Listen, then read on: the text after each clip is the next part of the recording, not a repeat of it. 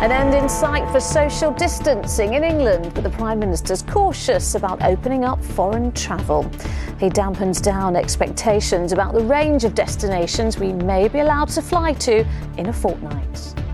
I don't think that the people of this country want to see an influx of disease from anywhere else. Also tonight, the police officer injured during protests by Manchester United fans was close to losing an eye. Boris Johnson refuses to answer questions about claims a party donor was asked to pay for his son's childcare. And Prince Harry, the Duke of Sussex. a standing ovation for Prince Harry as he joined stars calling for the COVID jab to be given to everyone, everywhere.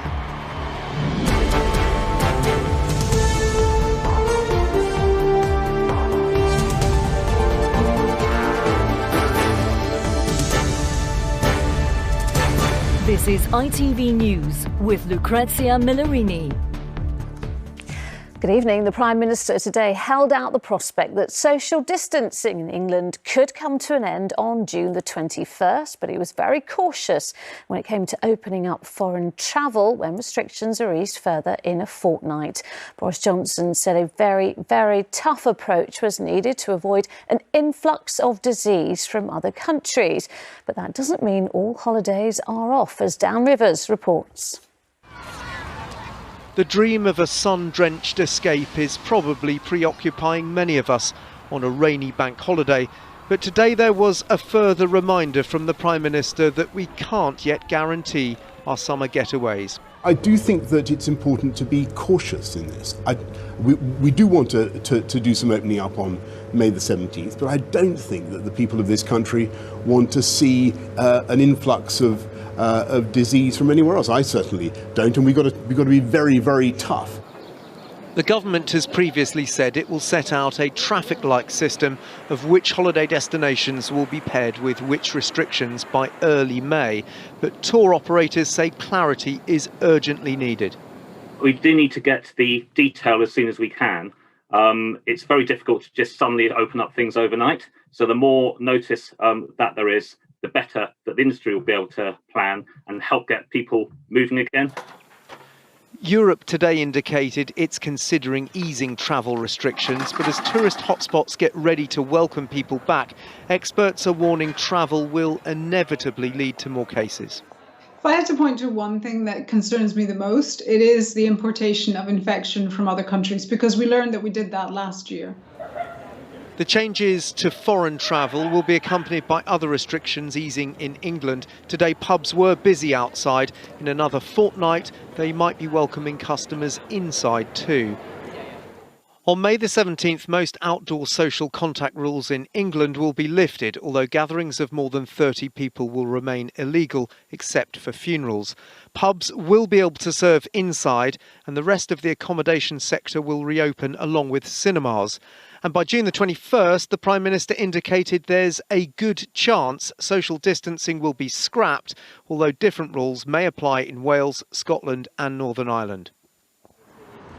With rules easing at home and uncertainty about travel abroad, a staycation might be the only guaranteed chance of a holiday. But today's weather doesn't make that a hugely enticing prospect. Dan Rivers, ITV News. A police officer injured during the violent protests at Old Trafford is lucky not to have lost sight in his eye. According to the Police Federation, it happened as 100 or so Manchester United fans stormed the pitch before the match against Liverpool, which was abandoned. Well, they're demonstrating against the club's owners, the American Glazer family. Chris Scudder reports from Manchester. The morning after the night before, and Old Trafford was damp and deserted. A complete contrast to the fans' protest, chaos and confusion, followed by violence that all sides have condemned. One policeman was badly injured by a broken bottle. He has got a considerable injury around his eye, which may require specialist surgery in the near future, and he could have lost his eye. We all love football, but police officers are human beings and they should not be going to work to receive that level of injury. These veteran United fans can remember happier pre-Glazer days. We would have come yesterday, but because of COVID. We've come today to just to show our opposition, and we felt let down by the club. So we come here today to make our own peaceful protest. We'd like to know how the fans got in. AE8, that's the entrance where the Manchester United fans forced entry by breaking a glass door yesterday. A job for the Glaziers at Old Trafford, and an even bigger repair job for the Glazers, the Americans who run this club. So what now? While the fans are demanding a 50+1% fan ownership model, the Manchester United Supporters Trust have written an open letter to co-chairman Joel Glazer, urging the owners to engage in fan consultation to avoid any repeat of the ugly scenes at Old Trafford. We want ways, or for any club, for that club, for the supporters and the communities, to have more of a say in running their club. We need professional, to run clubs, but they have to be run in the interest of the community. It's a major talking point for some of United's all-time greats. I think it's so easy to say that the Glazers are bad for the club and they're not doing this, they're not doing that, and they should sell up. The issue here is it'll be like $4 billion, and I don't know who's got $4 billion that will buy Manchester United and will make it better. Across from Old Trafford sits the Hotel Football. It may take some time for the beautiful game to weather the storm. Chris Scudder, ITV News. Boris Johnson today refused to answer if a Conservative Party donor was asked to cover the childcare costs for his son Wilfred. The Sunday Times reported such an approach had been made, but the Prime Minister didn't directly answer the question when it was put to him earlier. Our political correspondent Hannah Miller is here. Hannah, a little bit embarrassing for the PM.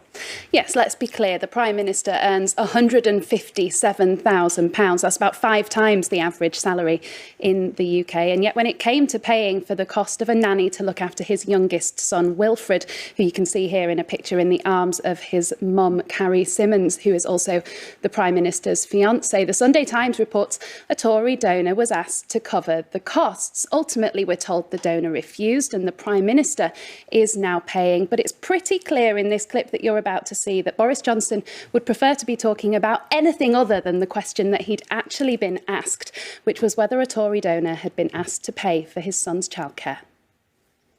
I'm finding that what people in this election want to talk about is the issues that matter to them. And I know that people want to focus on all that kind of stuff, but I'm finding that what people want to talk about is what we're going to do to keep their council tax low. Yes or no question, was a Tory donor ever asked to pay for the childcare? I can tell you that all this kind of stuff is, in my view, exclusively for the interest of the Westminster bubble. Well, to some extent, we'll find out on Thursday whether or not that's the case. The Prime Minister was speaking there from Hartlepool, where there's a by-election this week that both parties are very keen to win. The seat has been Labour ever since its creation nearly 50 years ago. And for the Labour leader, Keir Starmer, it's his first big electoral test as he seeks to win back voters in a part of the country where he really needs to win. If Boris Johnson can take the seat for the Conservatives, that would be another blue brick in what we once used to call that red wall. After a week of questions about his flat and his finances, he'll be hoping that voters care much more about the issues closer to their own homes. Quite possibly. Hannah, thank you.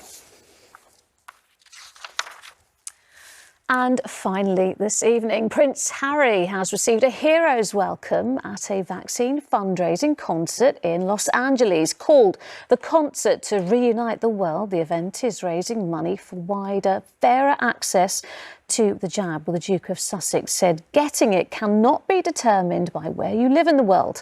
Here's Sangeeta Lau. Prince Harry, the Duke of Sussex. An electric welcome by a fully vaccinated Los Angeles audience. This was Prince Harry's first appearance since his grandfather Prince Philip's funeral, one he made as chair of the campaign called Vax Live to ensure everyone in the world has access to a vaccine. This pandemic will not end unless we act collectively. The vaccine must be distributed to everyone, everywhere. As well as equal access to a vaccine, the concert also focused on those who may be hesitant to have a jab, with President Biden sharing this message. You know, we can't let up now. The vaccines are safe. I promise you they're safe. Jennifer Lopez performed alongside dozens of celebrities, including Selena Gomez, who hosted the night filled with music and a strong message too. We need to get more doses to people around the world who need them. The concert will be streamed online next Saturday, raising money to ensure, like these fans, everyone has a chance at having a jab. Sangeeta Lal, ITV News. And that is all for now. I will be back with the latest at 10, but for the moment, from me and all of the team here, bye-bye.